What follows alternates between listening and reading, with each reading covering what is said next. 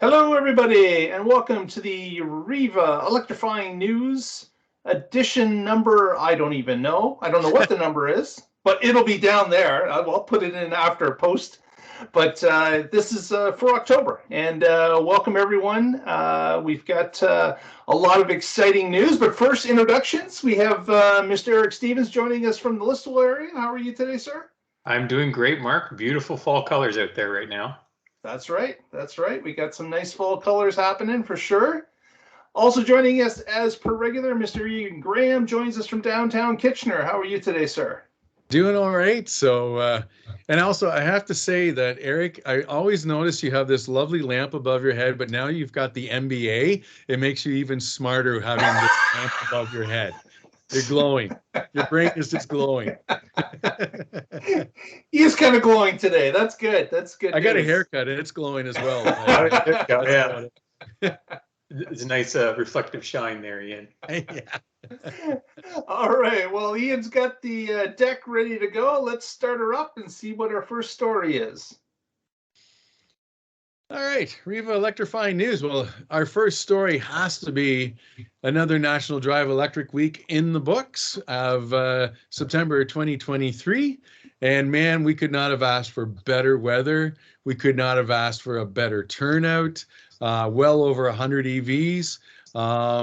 The solar hot dogs were not quite a plenty, but there were a few.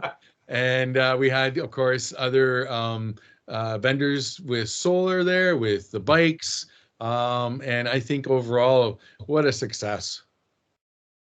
Absolutely, absolutely. We had a great day, and only a week later the weather turned. So I couldn't have asked for a better weather day for sure. It was a beautiful day, and we had our largest turnout ever of any event that we've put on in the years that we've done this. So I wanted to give a quick shout out to the volunteers that helped organize and put on this event. A big thank you to them. And of course, a thank you to all the participants that were out there. Over 100 EVs registered, over 330 people pre-registered.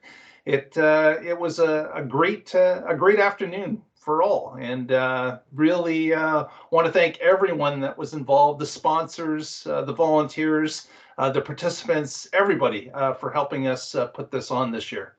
Yeah, we had an absolute great turnout, great group of people, an absolute awesome cross-section of vehicles, even a few vehicles that I haven't really gotten a good chance to see in person myself. So it was nice to see just the great cross-section, the variety of EVs that are now on the market today and out there as well. And some people that have showed up that only got their car a couple weeks ago and were displaying their car. So it was fantastic.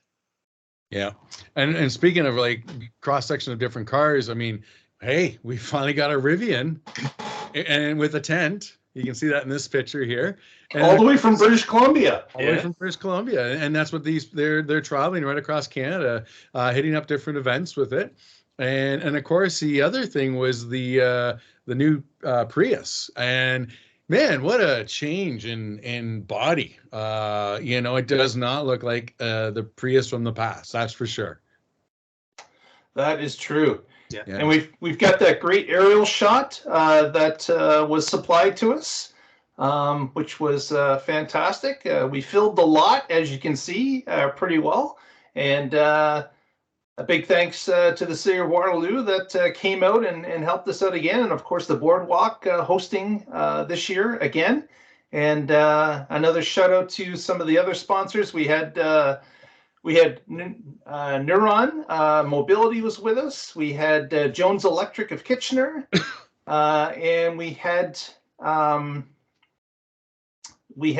Waterloo, as mentioned, the City of Waterloo, the parking division. And we have the solar group from Kitchener, and the name escapes me, 3 letters, VCT, I believe it was. It's VCT group, yes. Yes, VCT group of Kitchener as well. So thank you again to all. It was a great success. Yeah.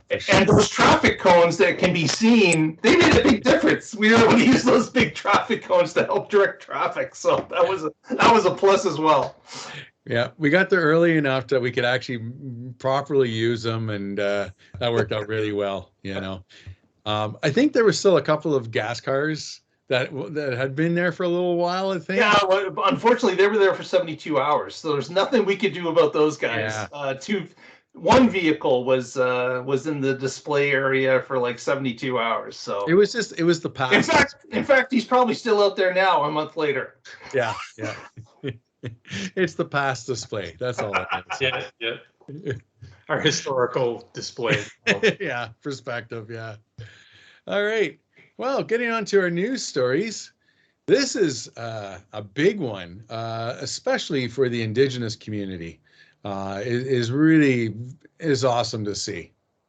Yeah, absolutely. So we've had a big change in government in Manitoba, and Manitoba's first Indigenous premier too, which is fantastic to see. But also how this relates to EVs is they had an EV heavy platform, and they acknowledged that Manitoba, 25% of their greenhouse gas emissions comes from transportation.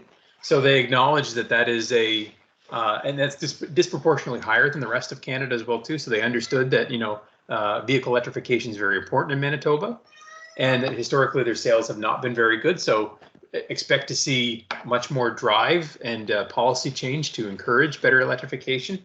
But on top of that, Manitoba is also a province that's very rich in a lot of the minerals and a lot of the resources that fuel the EV industry. So there's a huge benefit as well too, and they acknowledge that they can try to incentivize this and capitalize this to try to attract some more business to Manitoba as well. Mm-hmm. Exactly. Did your cat say he voted for NEP? Yeah, she absolutely did. Yes. Just got to get that last meow in. She's a registered voter in Brandon. Yeah. And another interesting is that they're going to be looking at possible incentives in the future for provincial incentives for purchasers of EV, not only new, but they are looking at a used ability as well. So that's always a plus. As we start to see some of these initial EVs start to move into the secondary and tertiary markets, it's great to see that governments are starting to think of, we can break up the incentive a little bit besides just new, also provide it to people buying in the used market as well. And that's going to be, that can be a big plus for people looking in the used market. Yeah, especially making EVs more accessible to those that, are lower income and might not traditionally be able to buy some of the high capital cost EVs that are on the market today. So. Absolutely. Very good. Ian, you still there? Uh-oh.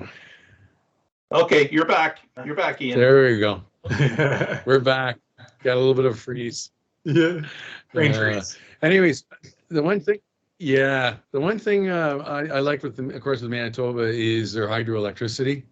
And what they're doing with that, because of course it always comes about with the charging of the electric vehicles, and the focus with Manitoba having that aspect, just like Quebec, getting more involved with renewables it's really good to see. I think in general, being this is the first Indigenous leader for a province, I'm really curious to see what aspects of culture, I guess you could say, that they would bring about into the politics and to the government, even more so for the people, because the Indigenous really, of course, have a lot of respect with the land, and that's a big aspect of, I think, who they are as people. They really respect that, and so there must be something that they're looking at, of course, being EV heavy with the platform, but of course then the charging of the EVs and everything, that respect. And also too, this even, getting buses off from diesel to electric as well, which we see more and more that's happening all over the place. But in general, I'm really curious to see over the next 6 months to a year of where this government's going to go with this platform. All right. So electric vehicles also in Northwest Territories are getting boosted with funding and fast chargers. Exactly, and we've seen some of these stories previously about far off lands in our vast country that we have, where infrastructure for EVs may be lacking or is very light. And Northwest Territories is realizing this, and they've boosted some of their funding for fast chargers and have put that on their to-do list to get a number of redundant chargers in place, DC fast chargers, in order to help electrification in their province or territory, in this case a territory.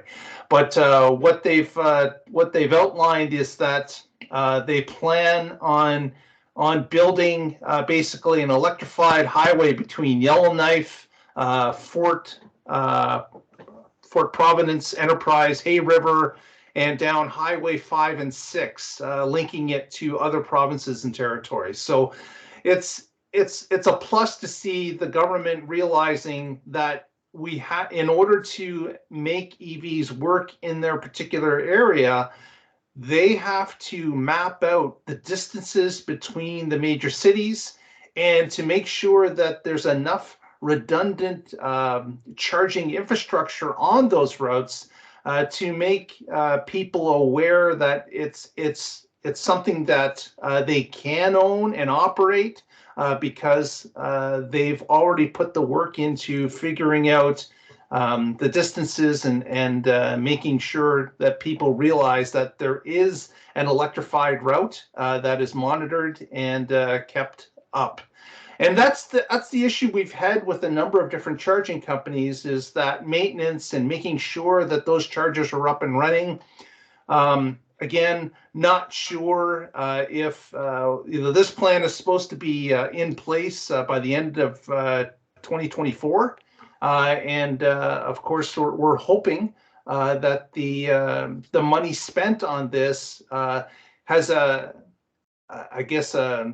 an eye on that maintenance and upkeep of that electrified highway. Because if you start having breaks in it, like we saw in Northern Ontario just this past summer, you get people that are now questioning whether or not they would move to an electric vehicle if the charging structure is not always in place and always guaranteed. Mm-hmm. Yeah, so what you're saying, Mark, is I know WREVA has been talking about doing a possible road trip in the future. You saying we're going to maybe do one to Yellowknife, you know? That would be a heck of a trip. If it was to happen, Eric, I am not available for the winter. So it would definitely have to be a summer trip. But I'm with you there. That's okay. But yeah, that's exactly it. You need to have these different cities connected by an electrified route, and that electrification needs to be solid in order to have people embrace the electric cars in their own lives.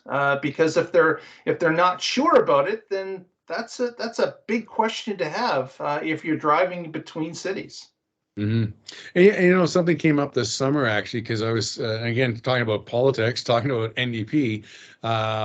There's a lady up in near Manitoulin, MP lady, who, I reached out. I was like, hey, why is there no real chargers on Manitoulin Island? And I threw her more correspondence with her secretary, but she had actually put an article out and showing that between Sault Ste. Marie and Thunder Bay, there is definitely some issues with the charging network, because some people were showing up and the chargers were completely down and they can do anything except get towed.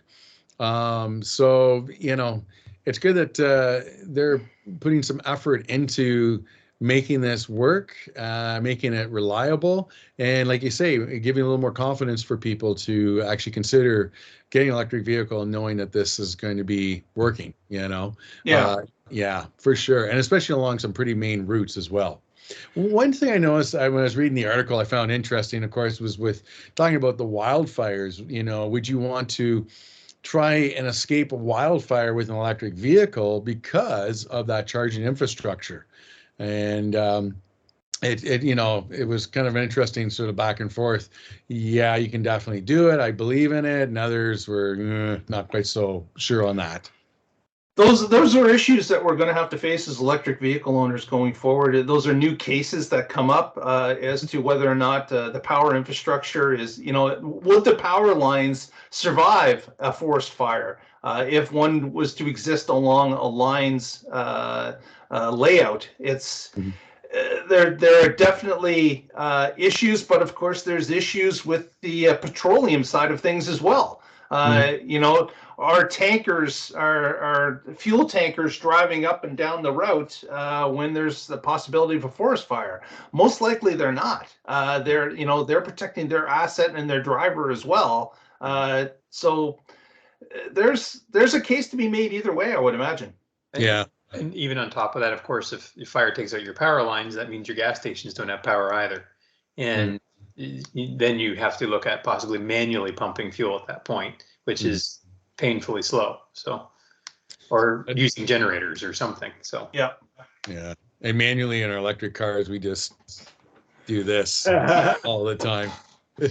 Just like our little flashlights that we had for the camps and stuff. Well, maybe that's a segue to a later story where we talk about the solar car. So, yes, exactly. Yeah, exactly. All right. So talking about traveling long distances, and I actually, if we're going to go to the Northwest Territories, I'd like to do it in the semi, pulling a lovely RV behind it, so I have a nice place to sleep.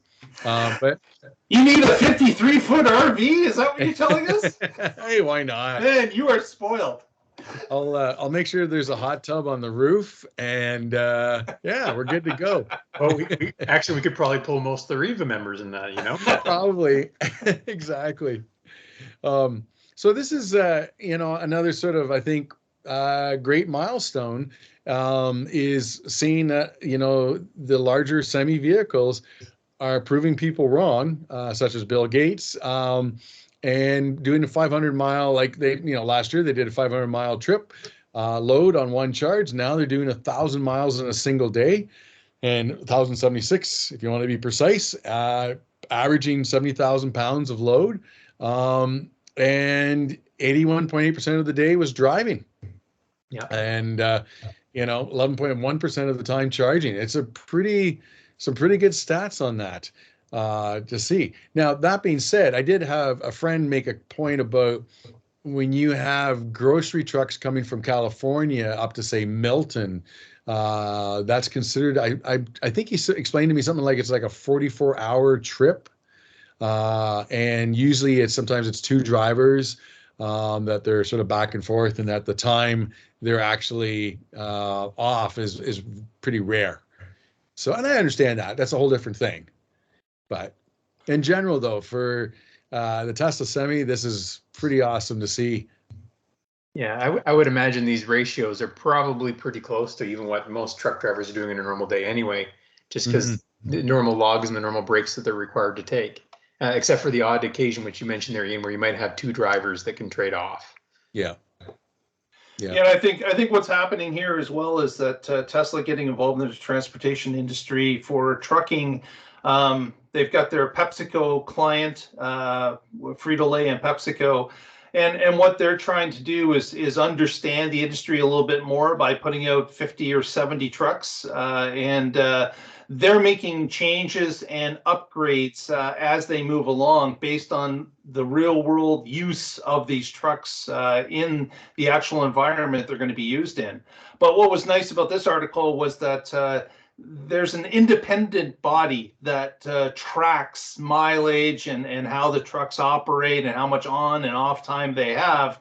And Tesla got involved with that as well. So they were able to get some unbiased accounts of the distances that the truck could actually go, how long it would take to charge, and how it worked into a driver's day. So those are all pluses for this investigation into making the Semi better as time goes along. So again, right now it's basically being used in regional moves. There's no cross-country stuff going on, But Tesla's also investigating the ability to put these charge points along certain routes to start to make the advancement of the transportation electrification to be done just kind of like they've done superchargers for the regular cars. So that's coming, but it's early stages currently, and they're investigating and making changes as necessary.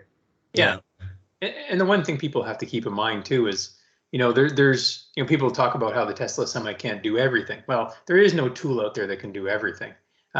That's why commercial vehicle truck manufacturers today, they make several different kinds of trucks for different use cases and different situations. And we're going to see that pan out here as well too. But the Tesla Semi does put up some impressive numbers and does work for a lot of usage cases that are out there. Yeah.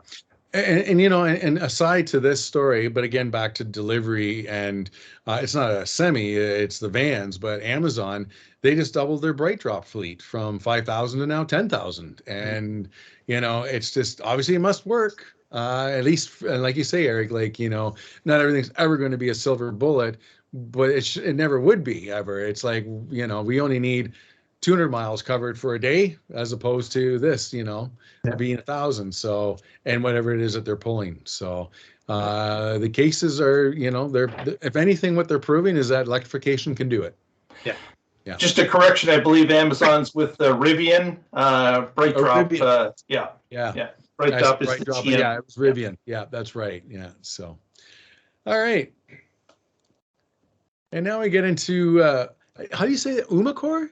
I think so, yes. Yeah.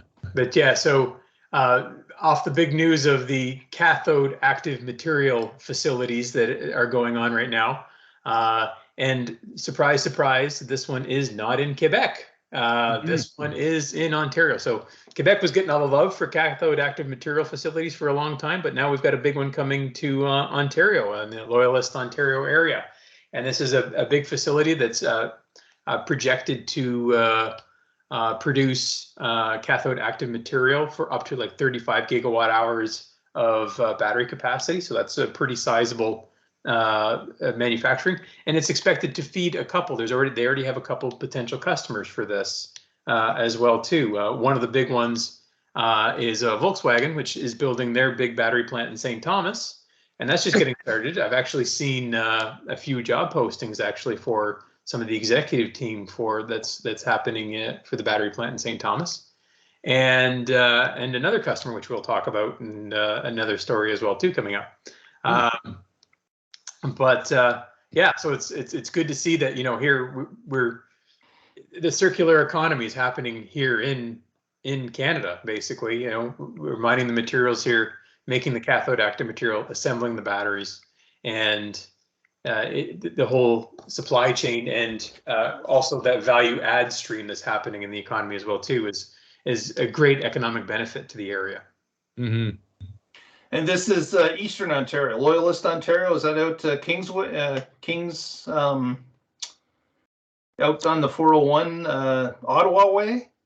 Yes, I think so. I like it. Or Kingston area. I think it's around the Kingston area myself. Yeah. Okay. So that, but again, yes.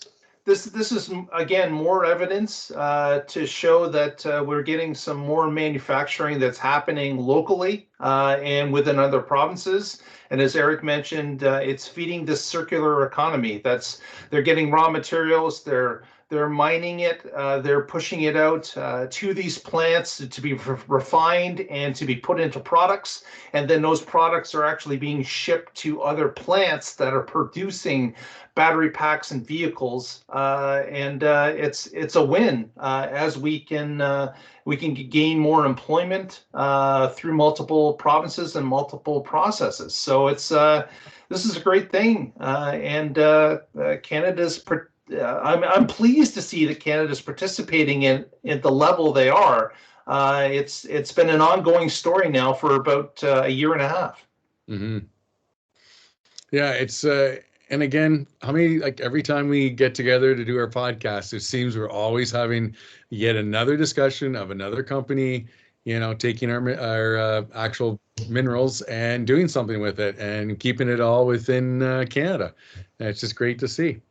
And it's interesting that everything is going this direction. And I still hear, some of the naysayers, that it's not going to happen. We're not going to have X amount of these cars on the road and everything. But it's like, well, but everything is happening. And it's right in our own backyard. So it's great to see. And of course, it's again back to jobs. A lot of really good opportunities with the jobs as well. Yeah. So, speaking of jobs. Yeah, so this is a connection with the last story. As Eric had mentioned, Umicore has deals already written with some other companies, and one of those companies is BMW. They're looking to get the production from this new plant in Loyalist, Ontario, to be shipped to their assembly area in South Carolina. So again, with the tax structures that's in place in the United States, Canada qualifies with its materials and with its manufacturing abilities to roll into the IRA credit in the United States for electric vehicles. And BMW, of course, recognizes this. Being a German company, knows that they have to make more of their products comply with the letter of the law when it comes to that, so that their vehicles can also get the tax credit and be on an even keel with other electric vehicle manufacturers that have already put plants into motion in North America. So this is again, this is now starting to get some of the product from the plant that has just been announced to be shipped to South Carolina and into BMW cars. So again, this circular economy at work. Mm-hmm. Yeah, absolutely fantastic that BMW is their main manufacturing facility in North America is in South Carolina, and they're converting that to build electric vehicles and getting, of course, the materials from us here in Canada. So yeah, it's just a win-win overall. Yeah. Now, from these stories that we have here, and of course from Canada, having materials now, battery materials shipped from Ontario to South Carolina, this is an interesting story for the next one that we're getting into. And this has to do more with the neighbors to the south in Mexico. And anyways, Motor Trend did an interesting 18-minute documentary and in Mexico City, because it's amazing how in Mexico there's a lot of cars. Even when I'm down there, I'm like, what car is that? And you find out it's a Chinese car. Mm-hmm. And of course, now BYD is becoming quite popular in Mexico, and they're also offering up a very reasonably priced, not only SUV, but also sort of a regular car as well. And it's interesting now, 19% of all vehicles sold in Mexico are Chinese. And what was before COVID, and for that matter, 2019, before that, Chinese cars in Mexico were kind of like, the question was the quality, the reliability, and of course, it just didn't have a good footing in Mexico. And the people, it was interesting in the documentary how they stated that, there is multiple like racist reasons, sexist reasons, etc. And that, this was just not looked at.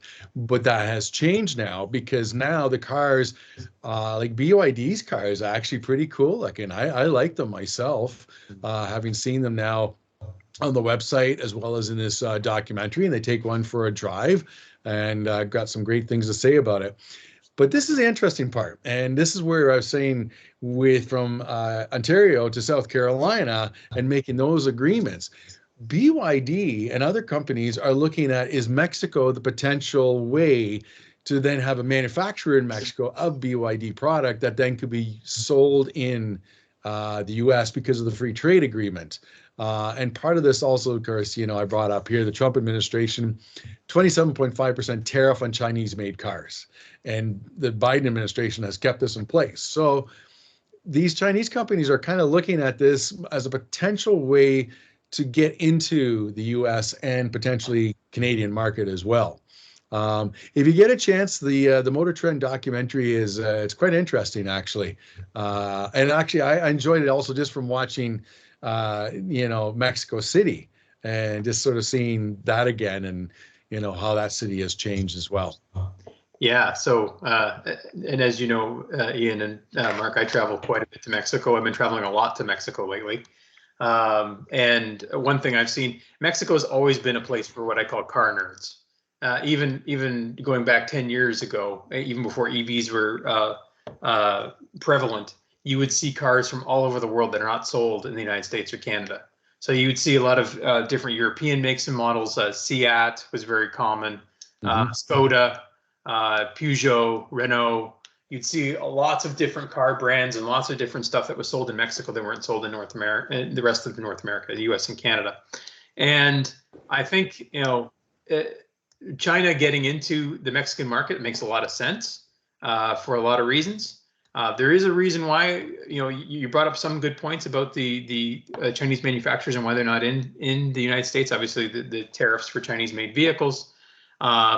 But there's other big issues as well, too. And one of them is, of course, the regulations around crash and safety for North American car, like the US and Canada car makers, are much more stringent. And then you get into the regulations around car dealerships and selling vehicles and stuff like that is also more stringent. So it's a little bit of a tougher nut to crack. It's almost a barrier to entry for some manufacturers to get into the US and Canada. And, definitely there's a lot of Chinese manufacturers that are looking to set up in Mexico to get better access to the North American market. That's the true, even outside of the automotive industry. But definitely there's some, the Chinese have some good technology. And even when I'm down there now, I've passed a number of the dealerships, the big Chinese dealerships that are in Mexico. So they're definitely becoming a lot more prevalent. I'm seeing a lot more Chinese cars, especially in the Monterey area as well, too. So definitely they're becoming much more prevalent and getting in there. And part of that is, I think, because they do, the Chinese manufacturers are starting to make a pretty decent product, and they make it at a pretty decent price. So that they have an attractive value proposition. That's kind of how the Hyundai Kia got started as well, too, a long time ago. So yeah, it's interesting that the Chinese manufacturers are now starting to make moves into the world market, very similar to what we had saw many decades ago when the Japanese started to move into the markets when we had the oil crisis. They had smaller, cheaper cars that were aimed at a certain market, and they started to come over in floods. And of course, a number of those manufacturers took a foothold into North America and were extremely successful and continue to this day. So this is something that's going to be interesting. Does regulation keep them out of the market, or will the Chinese make deals here and there to allow them to start to enter the market and start to go head to head with the North American brands? It will be interesting to see. I know that Sandy Monroe of Monroe and Associates in Michigan has been talking about the wave of Chinese cars that are coming. He believes they will eventually land in the US and in Canada. And he feels that their quality is on par with the major brands already, if not surpassing them in certain areas such as electrification. So it will be interesting to see as they try to get a toehold here in the United States and Canada. Mm-hmm. And of course, BYD is making quite a name for itself, and it's an area that I would like to eventually, next time I'm down in Mexico, is to try and see, what is the price of these BYD vehicles, and where are they looking to get into. Mexico City, of course, being the biggest sort of area, makes a lot of sense in that respect compared to areas that I'm in, like Puerto Vallarta. But it's going to throw a whole different thing in if they get into the U.S. market in terms of competition and that aspect as well. Yeah. One of BYD's big investors is Berkshire Hathaway. Yes. And their LFP blade battery technology is rather impressive. So. Mm-hmm. Yeah. Exactly. So, all right, underlay. Talking now from some nice warm sun and tacos to cold and ice Slurpees. Yeah. So, I mean, everybody, I think, at least most people acknowledge today that Norway is, one of the global leaders in vehicle electrification. But I saw this story cross last month, and I was just surprised on how now Norway is basically an EV market. The market share for EVs being sold is now greater than 90%, and 82% of that being battery electric vehicles. So Norway is basically the only people buying gas cars are for probably those niche use, either those niche areas where you need it, or the stubborn holdouts that just refuse to convert. But for the most part, everybody's gone to 90%, or most people are going EV in Norway now. And of course, there's always the argument saying if everybody goes electric, things are going to crash and everything's going to go. Well, Norway's doing it, and it's a cold weather country, and they're making it work. Yeah. And I actually just saw another story just this morning, come across too, that even in the Netherlands now they just exceeded 50% market share for EVs there as well too. Wow. So things Europe it's moving. So yeah, there's no excuse for Canada. Like really, we get the same type of weather in our extreme circumstances that Norway gets in regular circumstances. So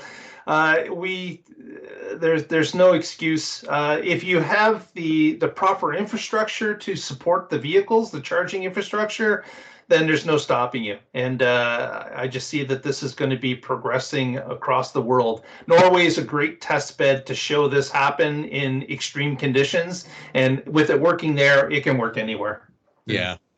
It's one thing I get so frustrated with some people is, I bring up Norway, because of the amount percentage-wise that are EVs, the grid aspect, the cold weather aspect. But I always get the whole, when it comes to like the range and the distance driving, they're like, well, Norway, it's not that big of a country, and Canada's a huge country. And I'm just, it's all relative. If you just did multiple Norways across Canada, which is basically what we can do, and 90% of our population lives in the southern parts of provinces, I'm pretty sure that we can make this work pretty easily overall. Yeah. And Norway's a very tall, skinny country, but to get to some of those tall regions, there's very big gaps, and they're fairly remote as well too. So again, I don't see the similar to Canada, their major population centers are in the southern part of the country, and the people that live in the north are still connected to the grid and of course to this charging infrastructure, which allows them to have these type of numbers that 90% share in the summer for EV car sales.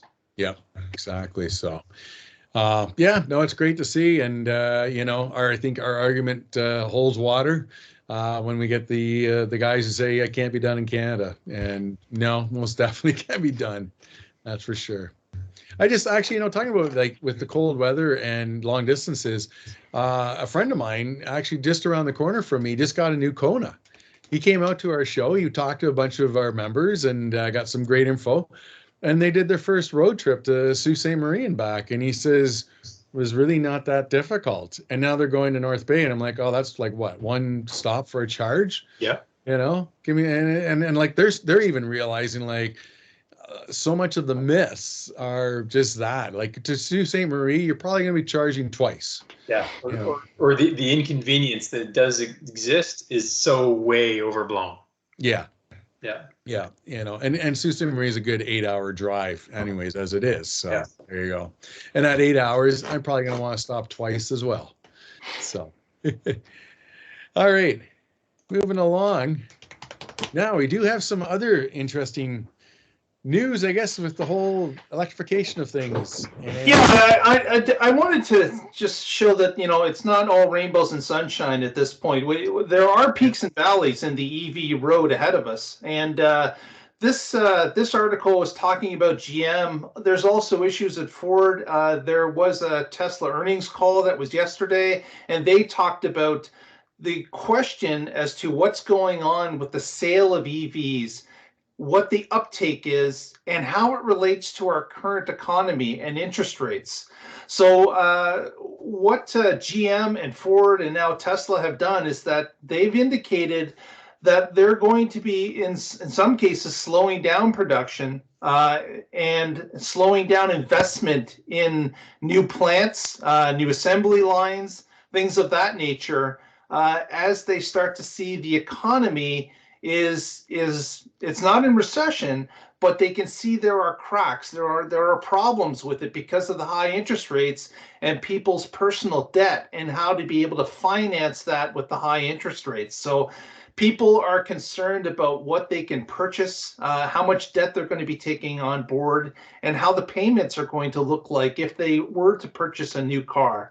So we're seeing this across the automotive industry. We're seeing it in all different brands. We're seeing it not only just in EVs, but we're also seeing it in regular gas cars as well. So this is a societal thing that's going on. It's not localized to one manufacturer or one type of vehicle. This is something that we're seeing in the economy currently. And to be honest, we've been seeing this coming for the last little while. We are now sitting at higher interest rates historically than we've seen in a long time, and getting people used to what the payments are on a debt load with those type of interest rates are putting a lot of people into question as to whether or not they want to get a new vehicle or move from a current vehicle into an EV or hold off.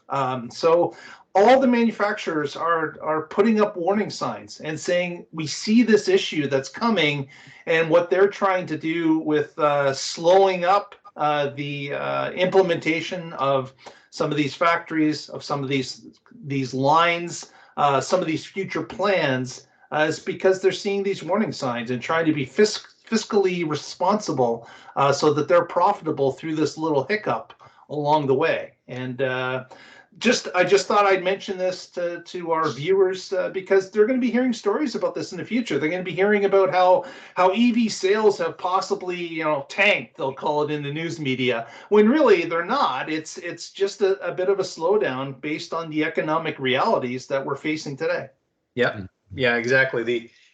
The automotive industry has always been sort of a indicator to kind of show it's always been a cyclical industry. It has its good times and its bad times. And it's often been a leading indicator to how the general overall economy is going.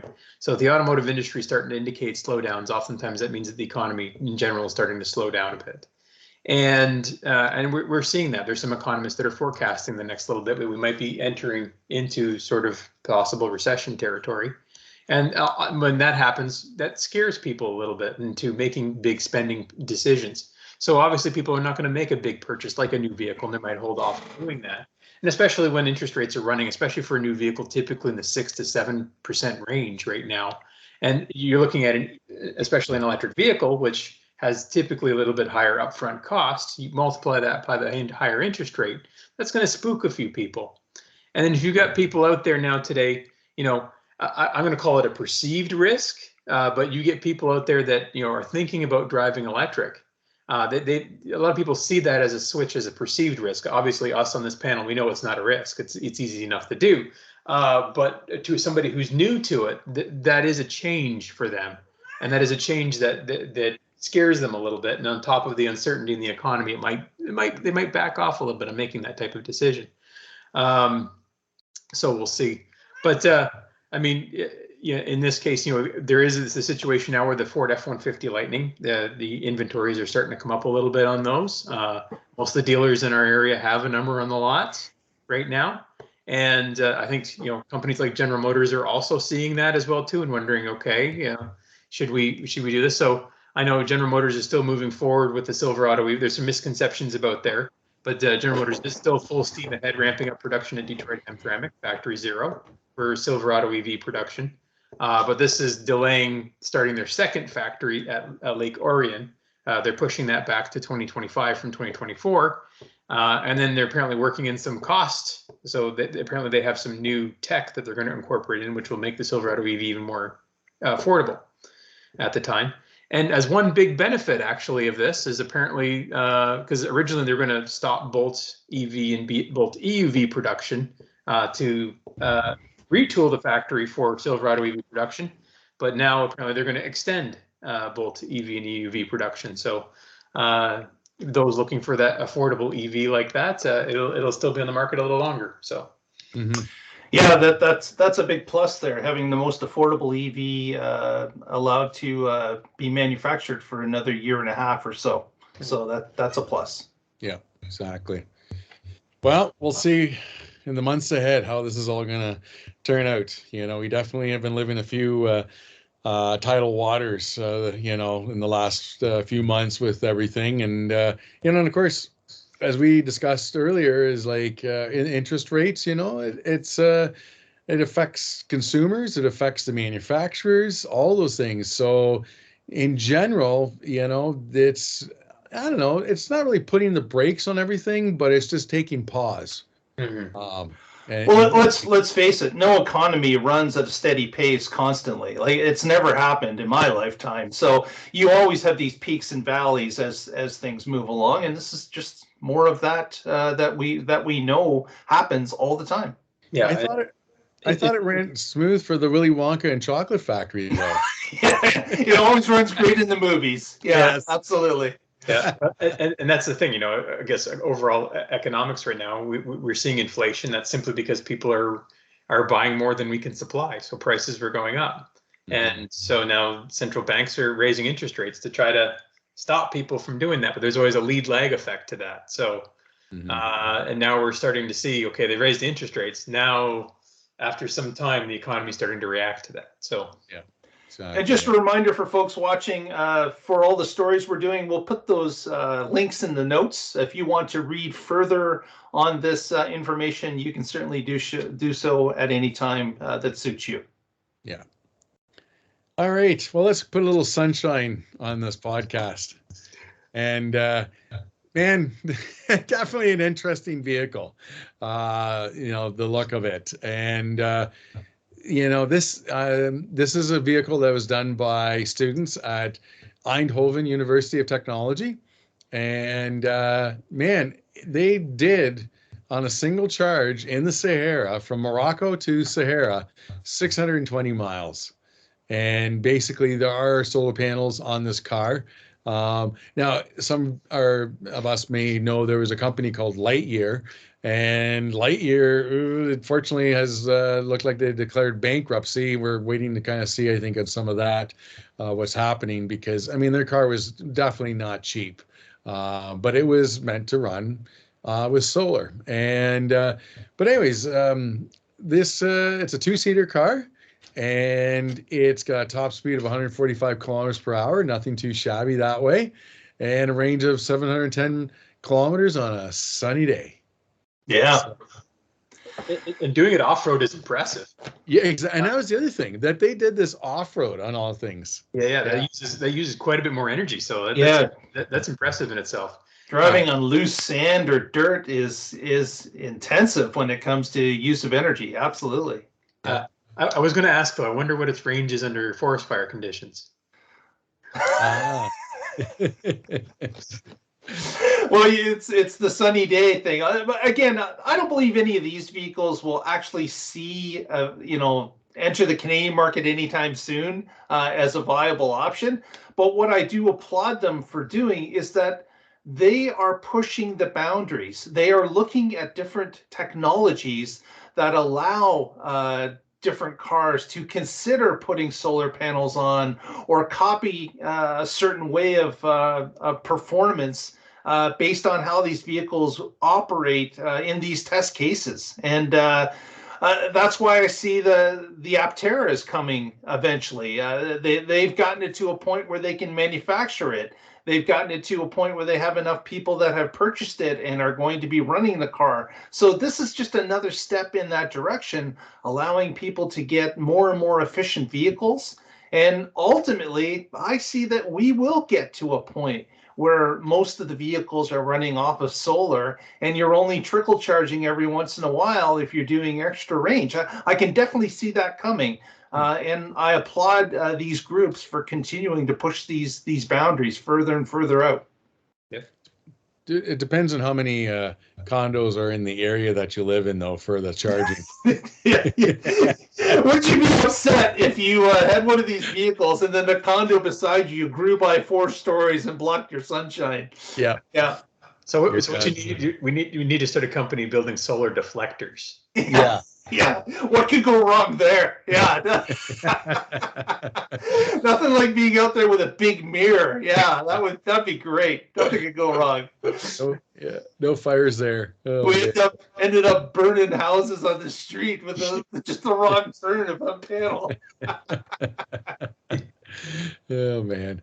Well, but like, you know, the thing, like you said, Mark, is like it's pushing the boundaries of our technology, and it's also, you know, I mean, a lot of this car too was designed by these students because with parts that they didn't have. They had to figure out like the inverters. They you know, there's a lot to this car that these students need to be commended on, because these parts weren't off the shelf. Some of the stuff like the inverters and that, they actually had to design themselves. I'm like, wow, like that's some real dedication, and that's some real smarts as well in terms of understanding efficiencies and just in general how things work. I mean, I'm lucky to put an IKEA table together and the best of times. So having these guys be able to do stuff like this, you know, themselves, good for them. And sometimes necessity is the driver of innovation. So, yeah. Oh, yeah. Well, from the solar car, we're going to end it off with the future car. Which has taken a little while because it was announced, of course, back in November of 2019. And here we are, supposedly, Cybertruck delivery event happening the end of November this year. So there have been some interesting videos that have come out of, again, talking about Mexico with them off-roading in Baja, Mexico. And that was actually kind of fun to watch. They used a Starlink to upload the live video and everything in that respect. And anyways, yeah, it's, well, like Musk said last night even, you know, this has been a car that's been a challenge to build, and also to build at scale. You know, that aspect of things. And of course, you know, it's different than pretty much anything else that's out there. So those challenges, of course, are going to be, you know, come up for sure.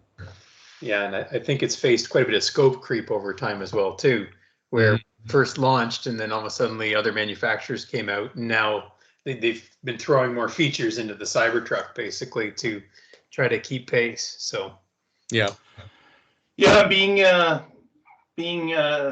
able to see this truck finally come to the streets is going to be interesting.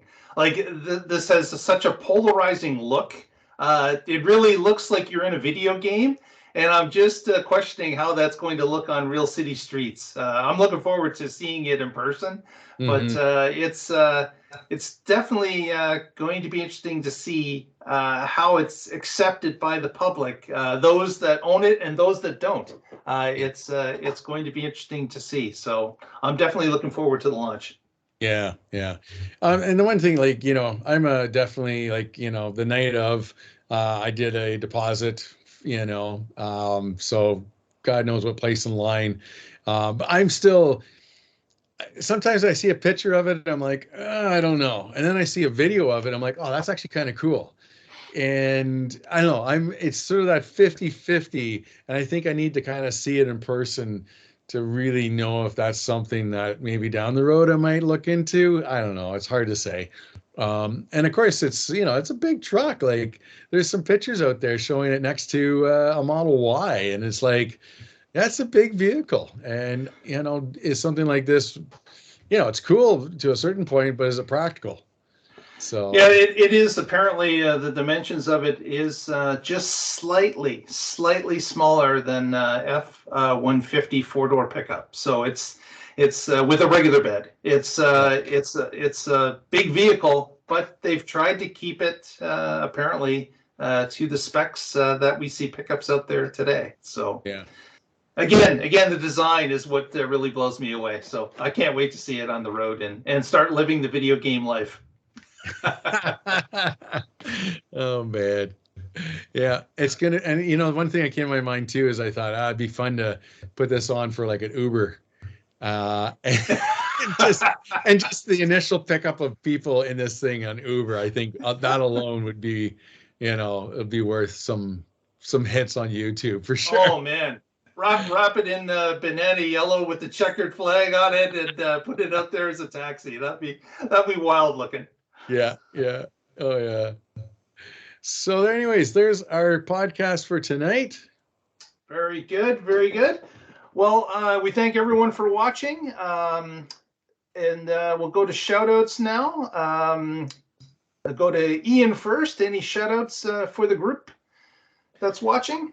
You know what? The big shout out I would have to say to all of our great WREVA members who showed up with their cars and you know, talked to the public, and just shared lots of really cool stories. I mean, our group has grown, and now we've got WREVA members. One of them I'm thinking in particular who with the Model Y, they towed the trailer. And it was great to hear some of the real life stories with that, and also with the people with the Rivian as well. And so I think a big shout out to all our members who you know, represented at National Drive Electric Week and made it a huge success. And you know, it's just, hey, it's fun, and next year probably just going to be that much better. Agreed. Eric, any shout outs from you this evening? Yeah, I have one actually. Actually, one of our other REVA members, Sandra Bray, posted a story on our Facebook page about an auto garage in Elmira called Leroy's Auto Care, and it was posting about some of the network that they're on about maintaining electric vehicles and stuff. And I have a number of colleagues that actually take their vehicles there to get maintained. Apparently, they have very good service and stuff as well too, very good rates. And so if somebody has an EV that's, you know, out of warranty, or they don't want to take to the dealership, this looks like a pretty good place. And I think the owners, they have EV chargers installed up front. I see a Model S parked out there. I think one of the owners owns one of the Model S's there too. So they're very EV friendly garage and very progressive. And so if somebody's looking for service, Leroy's in Elmira might be a good place for people to go for service. Very good. Great announcement. And with that, I think we will wrap it up for this month. And you can, of course, follow us on our Twitter feed, on our Facebook feed. Just look up WREVA, or Waterloo Region Electric Vehicle Association. And if you haven't already, please give us a thumbs up on the video. It helps us out. And press that subscribe button, and you'll be notified immediately when we put out our next video. And with that, everyone, have yourselves a great morning, afternoon, or evening, depending on when you've watched this video. Thanks very much, and we'll see you all shortly next month.